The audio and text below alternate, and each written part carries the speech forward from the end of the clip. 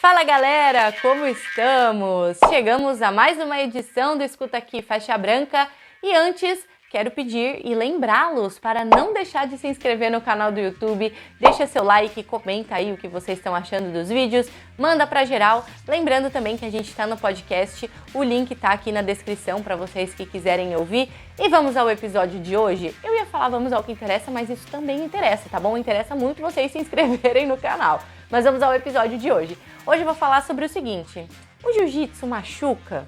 Cara, é muito difícil e eu acredito que é muito privilegiada a pessoa que nunca tenha tido uma lesão no jiu-jitsu. É um esporte de combate e é um esporte de contato, então invariavelmente uma hora ou outra você vai acabar sim tendo uma lesão. Mas eu acredito que se você se cuidar, e existem muitas formas de você se cuidar, vai evitar que você tenha lesões e se elas vierem, que elas venham de uma forma menos grave. Então, primeiro eu vou falar sobre as lesões que podem acontecer no dia a dia. Então, vamos começar com finalizações. Se alguém te encaixa um armlock, se alguém te encaixa uma americana, alguém te encaixa uma kimura, uma botinha e você não bate, pode ser sim que você se lesione. Então, primeiramente, você precisa ter responsabilidade. Responsabilidade de entender os seus limites, responsabilidade de entender que suas articulações não são de borracha. Então, você tendo essa responsabilidade e deixando o ego pro lado de fora, você não vai se lesionar nessas situações, né, de finalização. Então, com o tempo, você, principalmente que é faixa branca, vai conhecer os seus limites, não deixa de bater, porque esse tipo de lesão de você querer ficar segurando o golpe, porque, sei lá, a pessoa treina menos tempo que você, ou porque a pessoa é mais leve, ou porque é mulher e você está sendo finalizado por uma mulher, então você vai segurar, cara, isso é ruim pra você. Também pode ser ruim para a pessoa, porque a pessoa vai ficar com um certo peso na consciência.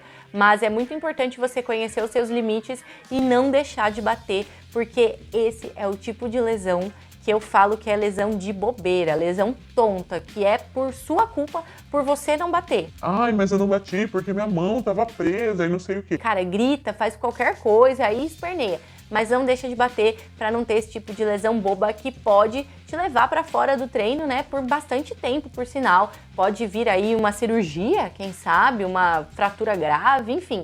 Então toma cuidado com isso e entenda que isso vai ser uma coisa que vai te ajudar também a não lesionar. Outra coisa que faz com que as pessoas se lesionem bastante é não fazer preparação física, não cuidar do corpo, não preparar o corpo para estar ali.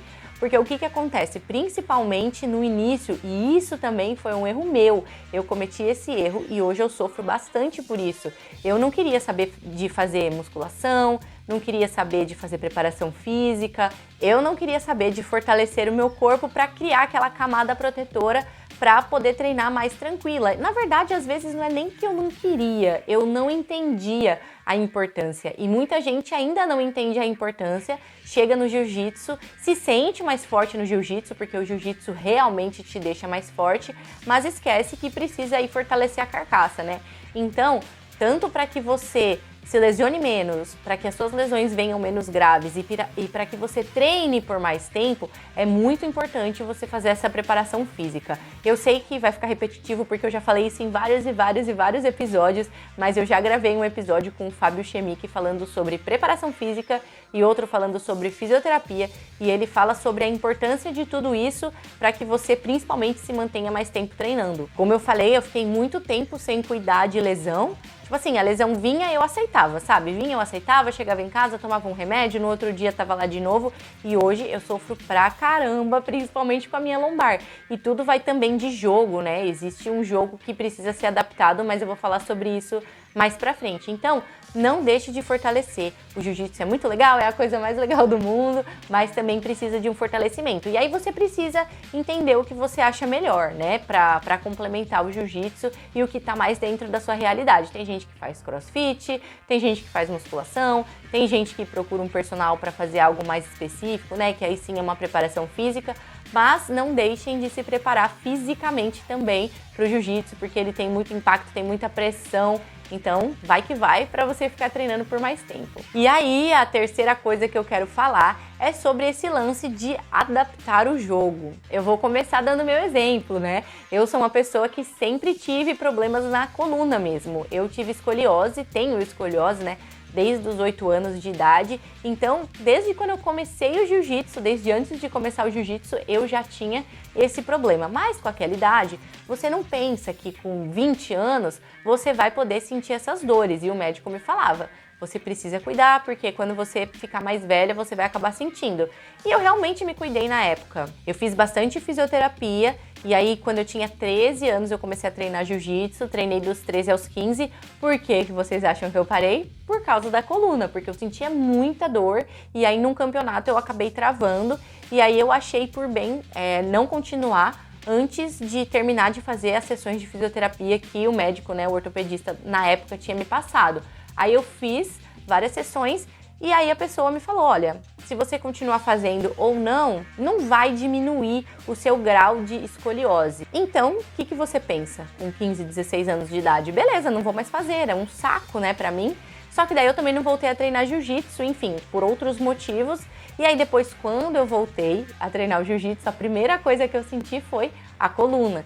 E aí, com o tempo, eu fui entendendo que eu precisava adaptar o meu jogo, porque eu sou muito flexível e eu confio muito na minha flexibilidade. E ser flexível no jiu-jitsu é maravilhoso, mas você precisa ter cautela, porque o fato de confiar muito na minha flexibilidade fazia com que eu me sentisse confortável, por exemplo, numa situação de emborcada.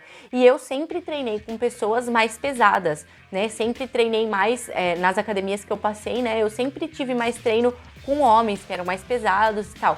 Então, naquela situação de emborcada, eu me sentia confortável porque eu era flexível, eu conseguia trazer, eu consigo ainda, né? Trazer meu pé na cabeça, eu conseguia às vezes levantar de boa, entendeu?